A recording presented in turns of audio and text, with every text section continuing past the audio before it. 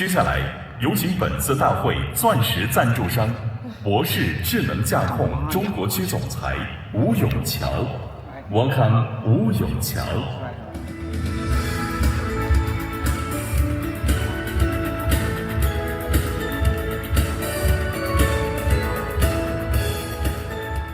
各位朋友、各位合作伙伴，大家上午好。作为今天上午最后一位上台发言的嘉宾，我深刻理解大家这个享受午餐的心情，所以我接下来不做广告，只讲干货。今天呢，我重点讲一下在 AI 座餐开发过程中所碰到的一些困惑和6点思考。首先，回顾一下博士和高通合作的历史。博士是全球第一家和高通合作基于8155芯片这个智能座餐开发的项目。2023年出货量100万套，短短的3年不到的时间，2026年今年上半年，我们累计出货搭载高通芯片的智能座餐超过1000万套。现在博士已经成为汽车行业全球最大的智能座餐供应商。但这里我们要特别感谢所有客户的信任和大力支持，特别是奔驰、通用、巴西大众、吉利、比亚迪、奇瑞等等所有客户的大力支持和信任，才让博士和高通携手一起创造不错的成绩。我们也希望呢，在下一代 AI 座餐时代，博士继续携手高通，打造更大的辉煌。比较荣幸的是，昨天博士正式获取了中国一家重要客户的下一代 AI 座餐平台8397芯片的定点。在讲智能座餐、智能驾驶之前呢，有一个探讨。现在很多人讲整车架构的变化，大家知道，过去传统的分布式架构和现在中央计算单元带3到4个区域架构，未来2030年会演变到真正的 AI 大佬时代。什么叫做 AI 座餐 AI 大佬时代？大家知道，刚才前几位嘉宾说座餐未来会有更爆发性的增长，这一点我认可。但是整车上整合所有 AI 大佬的肯定不是座餐，为什么呢？因为智能驾驶作为汽车目前第一个也是唯一一个真正落地物理 AI 场景的领域。从这个维度讲，智能驾驶的 AI 大佬最有可能整合其他所有的大佬，包括智能座餐、底盘控制、转向控制、悬架控制、动力控制，所有的这些大佬的控制策略全部上移到整个 AI 中央大脑，所有的执行器会全部标准化，这是未来不可逆转的一个趋势。非常荣幸，我们和中国的头部几个企业已经开始在探索，预计2030年之前会投入大批量使用。那个时代，整个现在的汽车的生态链会发生巨大的变化。为什么 ？SoC 芯片、基座模型、Harness、Agent、硬件、底软怎么合作，会带来一个全新的一个思考。博士在做这个座餐过程中，我们有几个这个考虑啊。目前，什么叫做 AI 座餐 ？AI 座餐至少有6个特点。第一个是整个的应用入口发生了重大变化，现在有几十个、几百个、几千个 APP， 未来一个没有了，全部统一的一个接口。第二个就是这个服务对象的一个变化，未来是人和人的交互，人和车机交互，还有和 Agent 和 Agent 的交互。第三个是真正的拟人化的超级大佬。拟人化的超级大佬是什么呢？我的理解是特斯拉的 Grok 加上 OpenCloud 小龙虾，两者合二为一，才能真正成为一个超级大佬。再一个就是单侧模型，为什么需要单侧模型？因为未来的隐私和数据，我们必须把更多的隐私和数据放在单侧。所以现在比较有幸，我们基于千问的模型做单侧30个 B 的混合专项模型，和其中2个重要的客户在开发。第5个就是这个多模态发展，这大家一个共识，跟这个智能驾驶是完全一样的。最后一个就是真正的进入一个自我迭代的时代，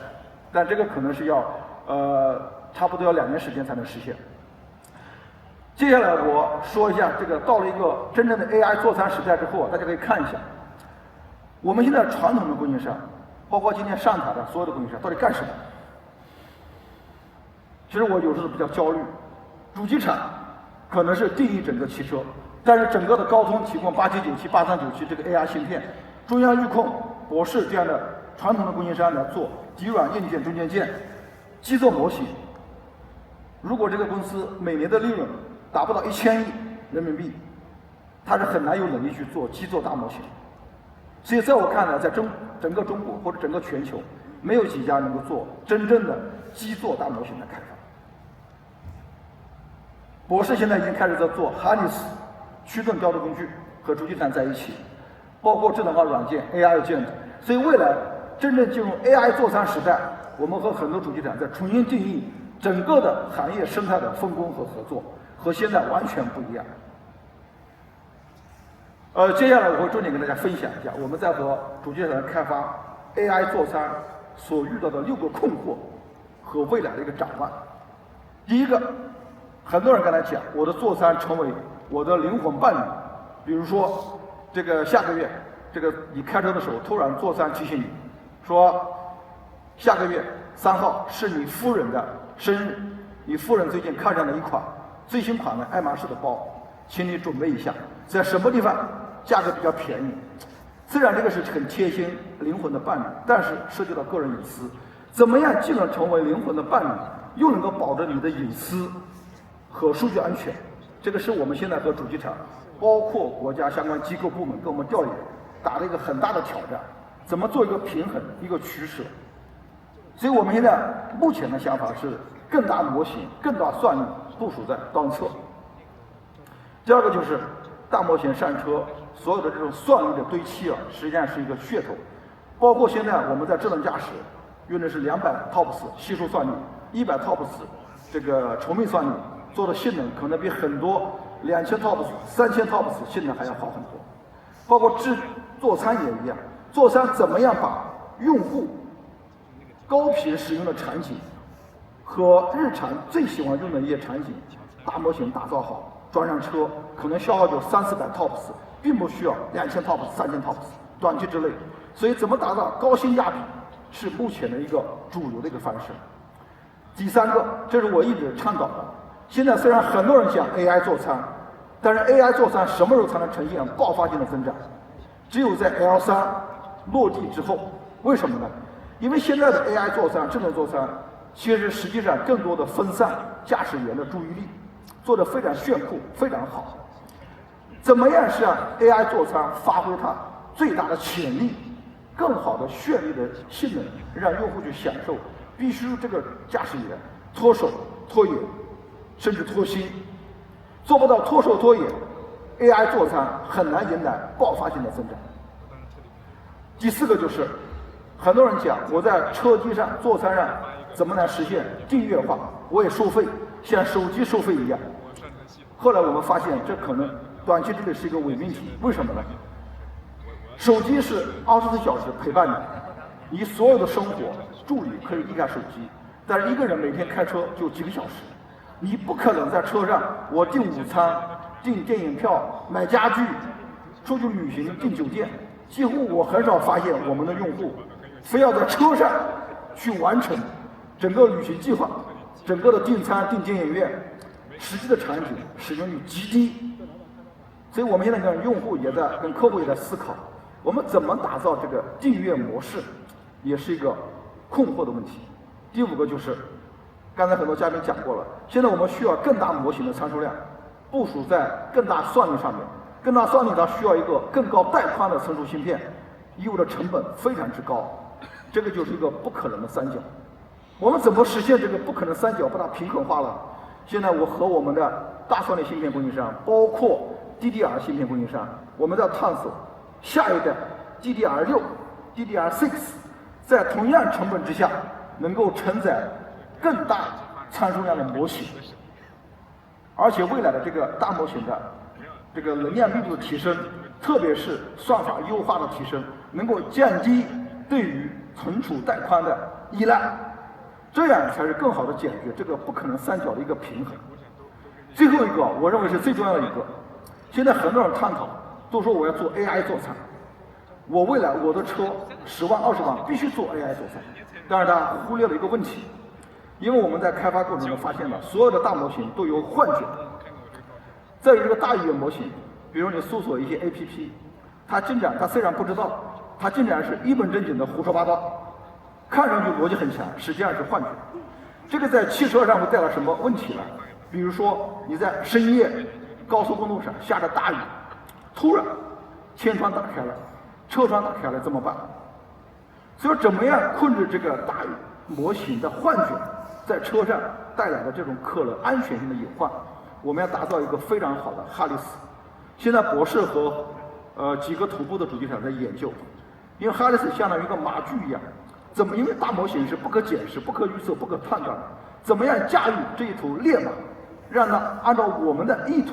更可靠、更高效、更安全的输出稳定的指令，让整个汽车开发按照全新的哈里斯的范式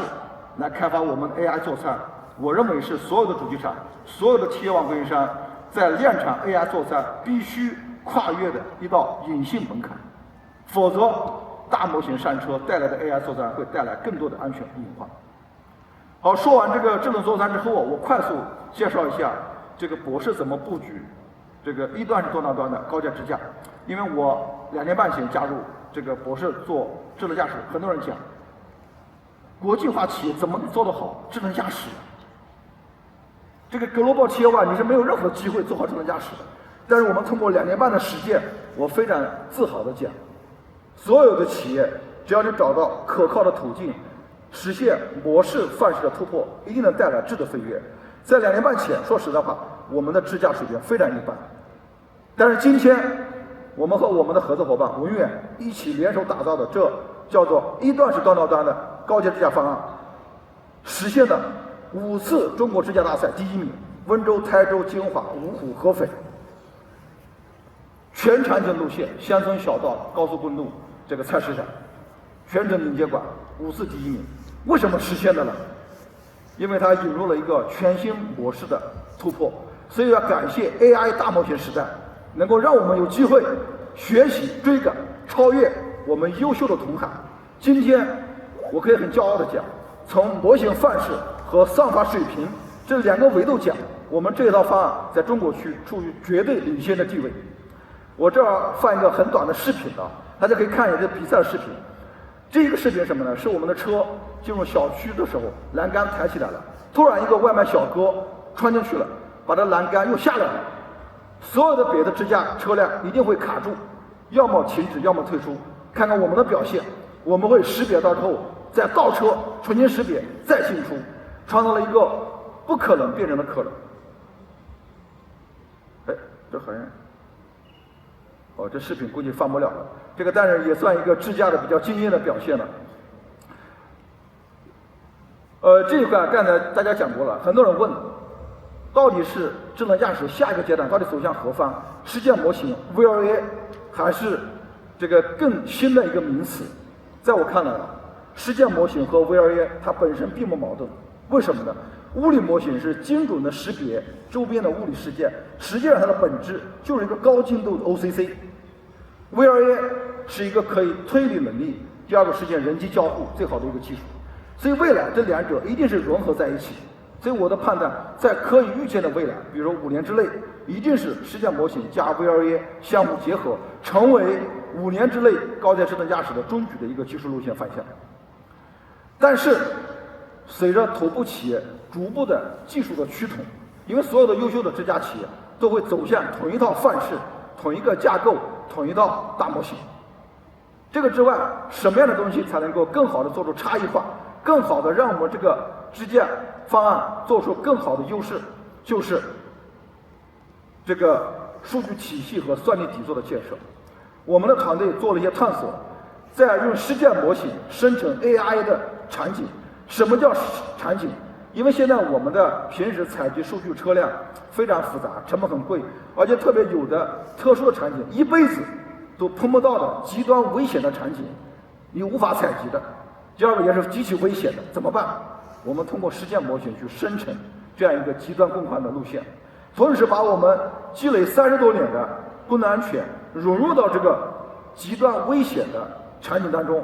来训练我们的大模型，让这个未来的大模型更加能够处理一辈子可能都碰不见的极端危险的情况，能够拯救你的生命。万一你一生碰到一次，可以拯救你的生命。也非常高兴的就是，我们这一项工程实践不仅在这个客户项目当中得到了认可，也得到了全球学术界的认可。我们的 ADAS 同事作为第一作者，发展了一个 Wicked World， 被全球人工智能和机器学习最顶尖的学术会议收录为2.2%的收入，叫做 Top Spotlight ICML。所以我们也希望博士中国 ADAS 团队为整个高阶时代下一个方案做出一些微小的贡献。最后说一下这个出海，大家知道一季度中国乘用车生产量下滑9.3%，中国国内的零售下滑了25%，但是中国汽车的出海增长了65%。所以未来中国汽车品牌走向海外征战全球是一个必然的趋势。在这一点，博士现在已经开始助力几乎所有的中国自主品牌征战海外。因为目前为止博士也是唯一一家同时具备智能座舱和高阶支架技术水平的全球化汽油网供应商。